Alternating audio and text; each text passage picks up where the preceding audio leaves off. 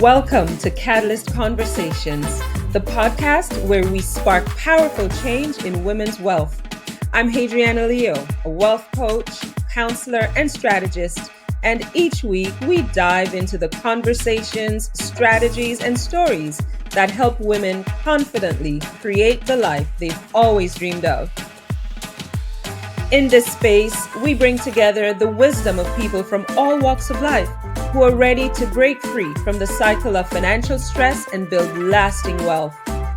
From interviews with inspiring people, to deep dives into money mindset, to practical tips for achieving financial freedom, you'll find it all here. Together, we'll unlock the mindset, tools, and strategies that empower you to step into your financial power. Whether you're tuning in for the first time or you're a loyal listener, we're here to support your wealth journey. So grab your favorite bevy, settle in, and let's get started on transforming your relationship with money. This is Catalyst Conversations, igniting change in women's wealth. Let's spark the conversation. Hey everyone, it's Hadriana Leo here. Welcome to another episode of Catalyst Conversations.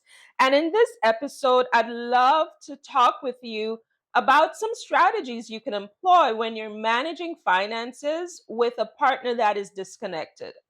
Now, I know this episode is going to drop right in time for Valentine's Day, and all the lovey-dovey feelings are on high. You know, you're waiting for the flowers, the chocolates, the candlelight dinners, or what have yous, and that is all fine, all great. In fact, I'm there with you, loving the experience. But the truth is, for a lot of couples, we can connect well. We connect well in the bedroom. We connect well at the kitchen table. We connect well when we're having conversations. We are even open and sharing vulnerabilities. Maybe that works well for you. But when it comes to finances, the management of it, the planning, the opportunities, the leveraging, there is one partner that is just hands off, disconnected. I just need to have enough money to do what I want. You can do whatever you want with the rest. Not part of the conversation. For relationships like those, I want to talk to those of you who are listening about how you can actually manage well if your partner is disconnected. I want to explain this though, just at the beginning before we jump off.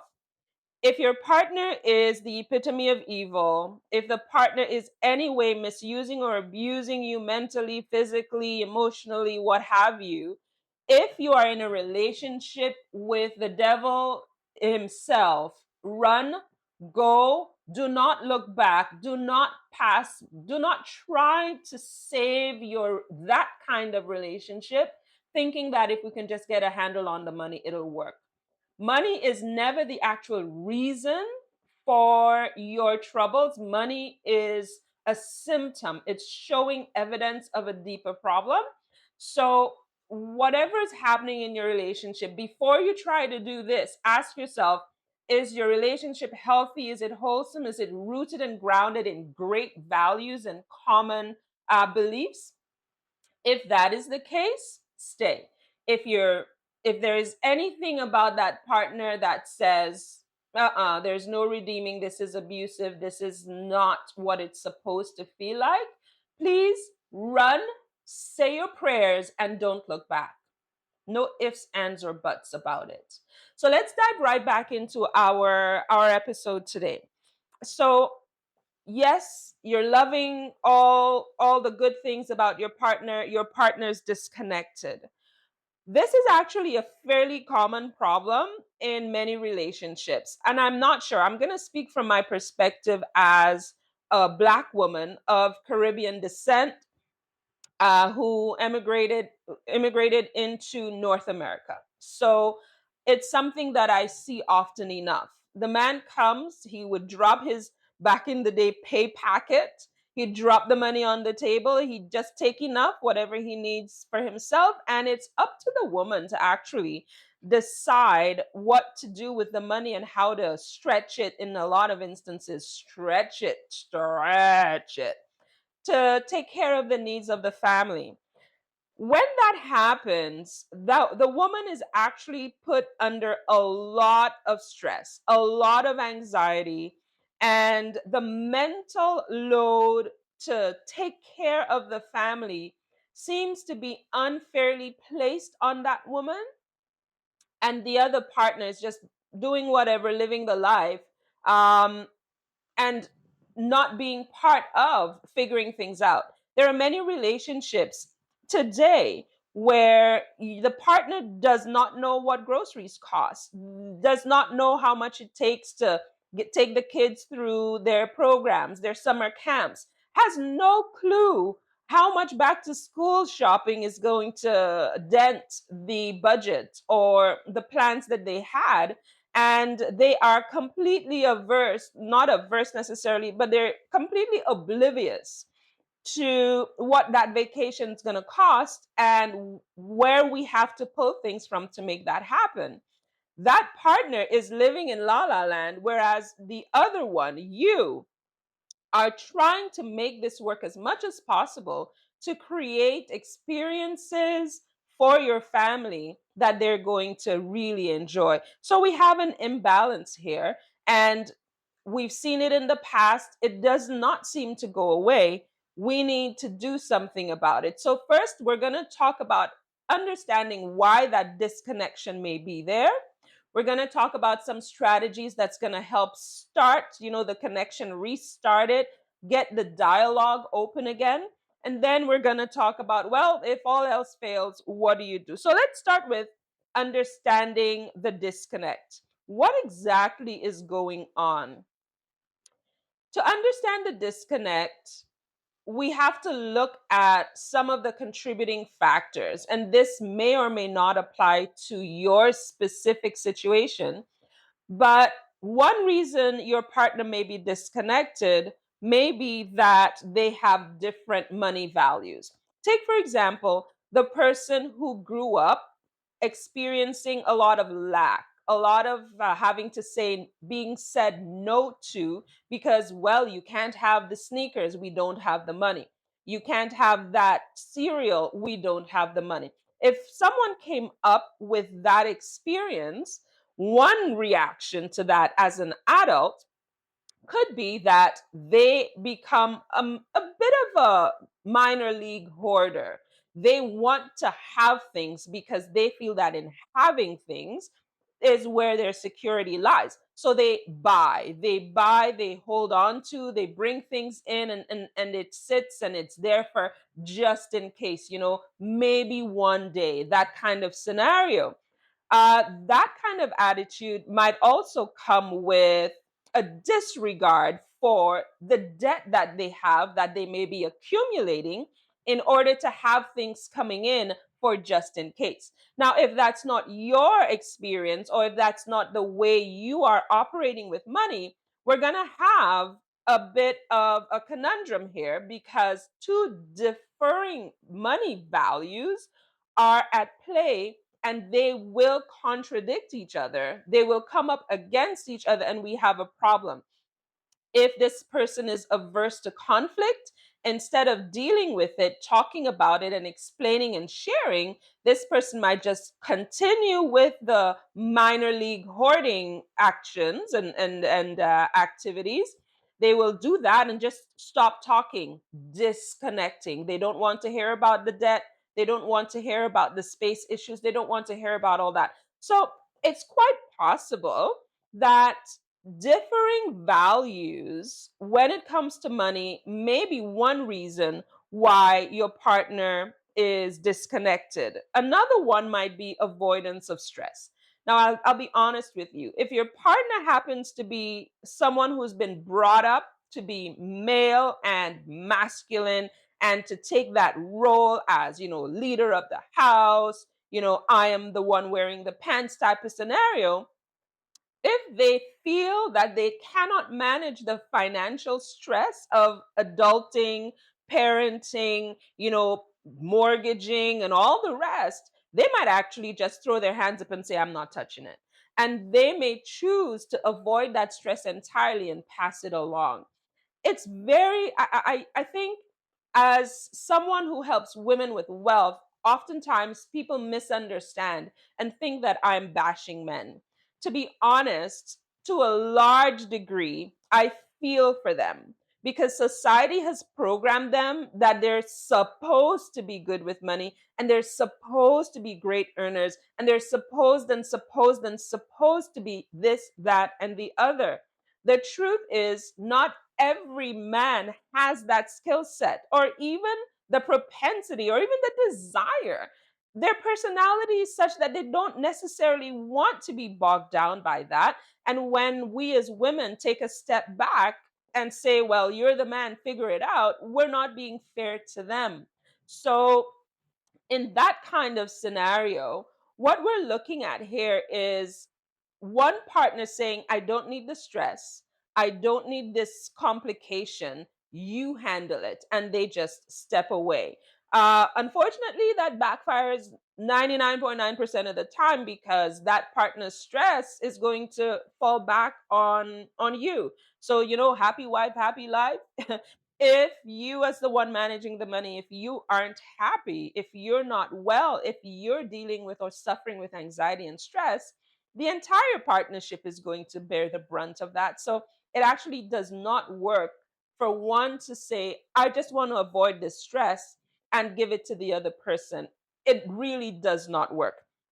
A third reason why I think sometimes your partner may be disconnected is because they just feel that they're ill equipped. They don't have the skills for this. And they're like, I can't manage this. Someone else needs to do it. And then they disconnect. That is all too often. I always laugh. So many people approach my husband with great financial opportunities and here's a chance to save on your internet and this, that, and the other. Or they'll call the house and they want to speak with him. And within 2 minutes of the phone call, they're like, you need to talk to my wife. And he'd pass the phone over. I stopped taking the phone because I've grown rather impatient with all of the tactics.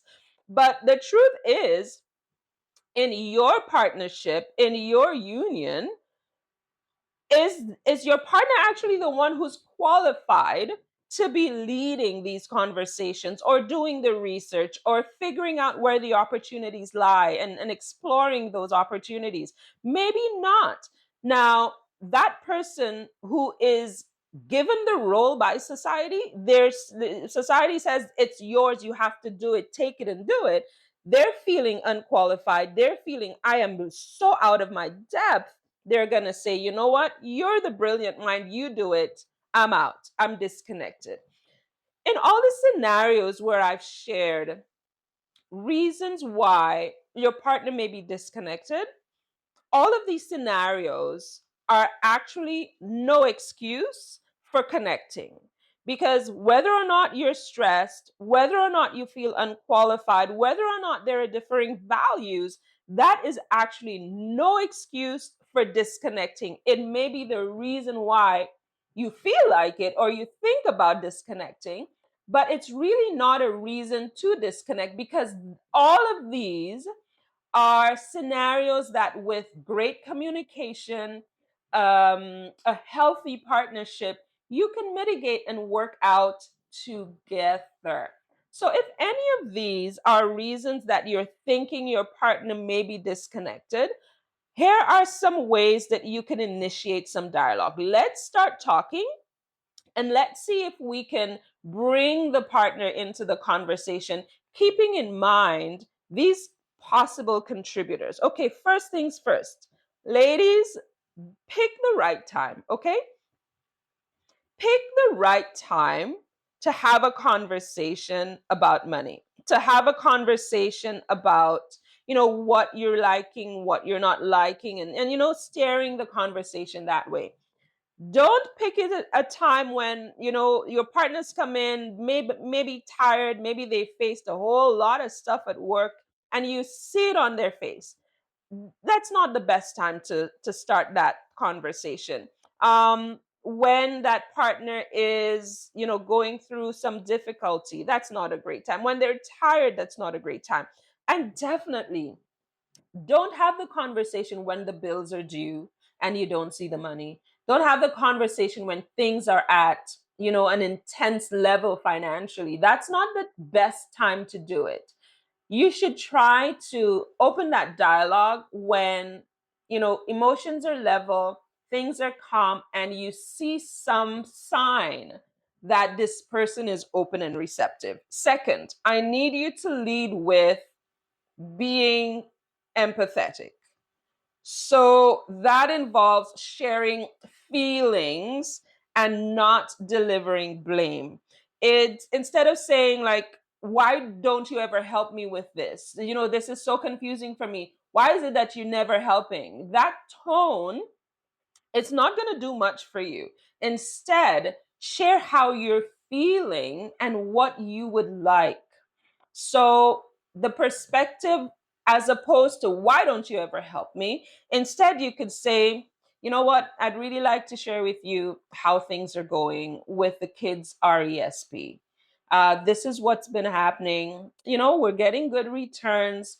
I think there might be an opportunity to do something else. What do you think? And invite them into the conversation. I feel that a lot of times the disconnect is prolonged because we're not saying anything, because we're still wearing those capes on our shoulders that to the world and to your partner makes them think that you've got it all taken care of, you've got it all figured out. I bet, and you can try this, I bet that in your loving relationship, if you were to say to your partner, this is happening and I'd love your input because it would really help me, I bet that that partner is going to jump in there and help you. Again, healthy relationships will not allow one to suffer unnecessarily, right? So when we phrase it and we use how we're feeling and what we are needing as the guide, as the position of the request, then we are in a much more likely position to get help and to bring the partnership back on deck. That connection can be reignited. And a third thing that you can try is to make it about the goals that you share together. Granted, not many couples enter their unions sharing, financial goals. People talk about, how many kids they want to have, but they don't talk about, I'd love to buy a house and be mortgage free really quickly. How can we make that happen? These are not typical before union conversations. So when we're coming into the union and all of a sudden the mortgage is being refinanced, and one person is like, are we ever going to pay down the mortgage? And the other person is like, well, it's a house, it's always going to be worth, as long as it's worth more than what we owe, I'm fine. We have already a discrepancy. So what are your shared goals? What are the things that you agree on that you are working on together? And what are the things that you've decided as a couple are going to be how you're going to guide and lead and work your finances? So think of all of this as a dance. When you step forward, the other steps back, and so on and so forth. If you can mirror and match and complement each other's moves, it allows for a beautiful, beautiful flowing movement with your finances. If you can do it together, it's all the better. I think to myself, I could dance alone. Sure, I could dance by myself, but if I have a partner, I could do some lifts and dips. I can be twirled around, and together we can create this beautiful silhouette of movement. And I guess we could go further. We could do more beautiful things if we do it together. So that's just me and my little whimsy here. But definitely get into rhythm together, and you'll see a lot more connection and a lot less disconnection. Okay, so let's create a team approach. Let's create a team approach for how you're going to do this moving forward. If you are able to reignite that connection, let's start by, assigning a small task. If your partner has been disconnected all this time, don't just take everything and dump all a year's worth of investment statements on them. That's not going to go over too well unless this person has a really good skill set for dealing with that. Start with a small task, give them one thing that they can work on, something that they now can take on as a responsibility, to review something or to give an opinion on something or to explore. Use visual tools if you are budgeting. Some concepts are better if you have it in black and white. I would not suggest a big complex table with umpteen thousand values in it, but start with something that they can see visually and that they can connect.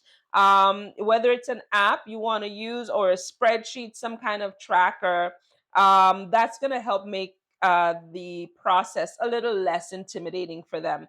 I love this. I always recommend it. Set up a regular schedule for having these money discussions so that it's not just happening when things are 911 critical or when emotions are just, I'm so tired of this, and blast. Set that regular money date. Have that money date in a space where it's light, it's open.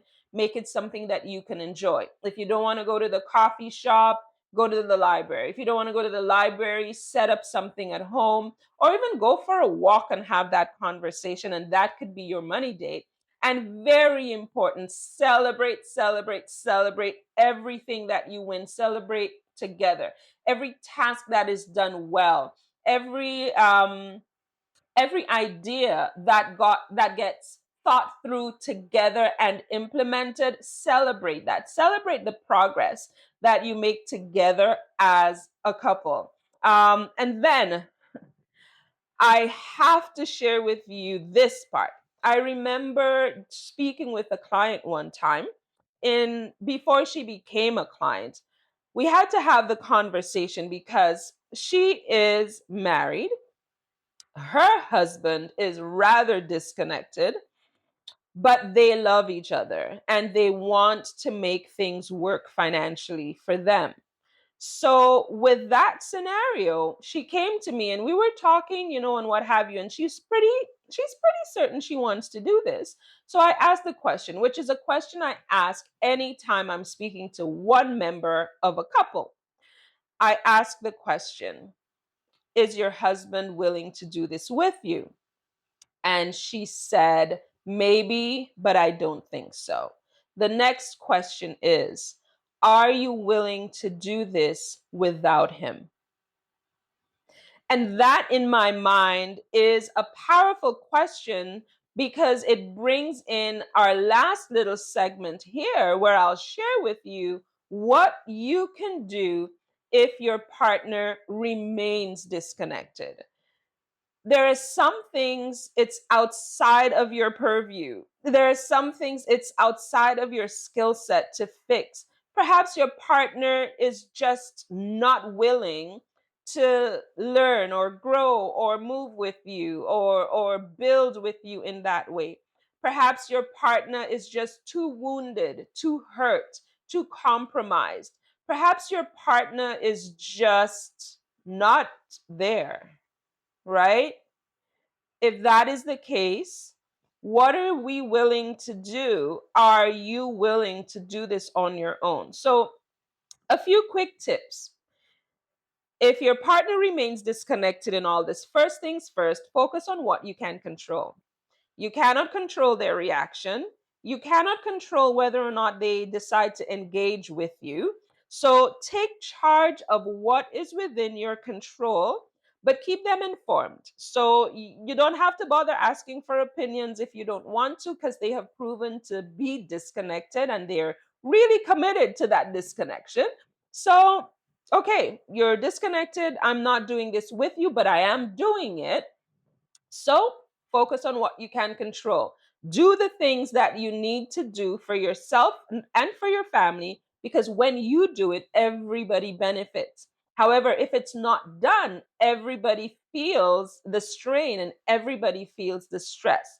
So if you can control it, that's where your focus is. You remove your focus from everything else and just keep the information flowing so that they know Yes, I updated our insurance. This is what we're paying now. Yeah, what they do with that, it's outside of your hands. Second, get professional support. You will need a good army of support professionals to get you through it. That could be a therapist, that could be a coach like myself, that could be a financial counselor like myself. That could be a financial advisor, an investment advisor. That could be your accountant. That could be your contact at the bank. Get your support professionals in place so that when you do need to talk through an opportunity or think through how to manage or better strategize, you actually do have a support system around you that can help you with decision making. And third, very important, make sure you communicate clearly the boundaries that are in place. There, you need to establish boundaries, and these boundaries are going to determine how you're going to share your finances and how that's going to impact how you feel and how you make decisions. So, if you had no input from your partner in creating a cash flow plan for your family, and you designate $200 for each of you as discretionary spending, that is a boundary, hard and fast. No one gave me input. I had to figure this out myself. This is how I figured it out, and this is how it's going to work. You're not getting $250. When your $200 of discretionary spending is done, there's no more. That's it, that's all. So, communicating those boundaries clearly is important. And not only on the side of dollar value, but also on the side of, you know what, I cannot deal with you right now. The way you're coming at me about what's not paid or what is paid, or why did I choose this because now you don't like it, it's messing with my energy. If you're not going to be connecting with me and having these conversations, you're not spewing venom at me when the decision is made for the best, for the betterment of our family. So communicate both financial number boundaries and emotional number boundaries so that when the lines are clear, so that you're not having to deal with anything that is unnecessary that's going to add any more pressure, stress, or anxiety to your world. So those are some tips on how you can actually manage your finances with a partner that's disconnected. I'll tell you this, it's always going to be better if the two of you come together and work your financial lives, goals, and dreams. It's always going to be a better outcome. It's not about who does it better. It's not about who makes more money. It's not about that. It's about coming together and exploring, bringing your perspectives, your ideas, bringing all of those together and contributing. That's always going to provide a better outcome when two people who love each other, who are committed to each other, and who are building the life of their dreams together come together in their finances as well. So every step you can take towards getting clarity, opening communication lines, and strengthening your connection, it's going to just be that much better in getting your finances, your wealth on track. I'm going to invite you to take a look. I did a whole webinar on this called Let's Talk Money, Honey. It's on our YouTube channel. Please take a moment to get into that. I recommend if you can do it together, that's going to be great. Grab your pen and paper, take your notes, and there are guides and tools that go on with this webinar. So be sure to get onto that and download them as well. This Valentine's Day, or whenever you happen to be taking in this episode, make it a Valentine's Day where you can commit to wealth being the thing that actually connects you as opposed to the thing that drives you apart. Let Valentine's Day, this one and the many to come, be all about how together you're building wealth and building it phenomenally. So thanks for joining me. Look out for some future episodes and be sure to subscribe to our channel. Click that link, and we'll see you on the next episode of Catalyst Conversations. Toodles. Thank you for joining me today on Catalyst Conversations. I hope this episode sparked something powerful to help on your journey to building wealth confidently and unapologetically. If you love today's conversation, be sure to subscribe so you never miss an episode. And if something resonated with you, I'd love to hear about it. Let's keep the conversation going. Until next time, keep moving toward your goals, stay empowered, and continue sparking change on your wealth journey. This is Hadriana, and you've been listening to Catalyst Conversations.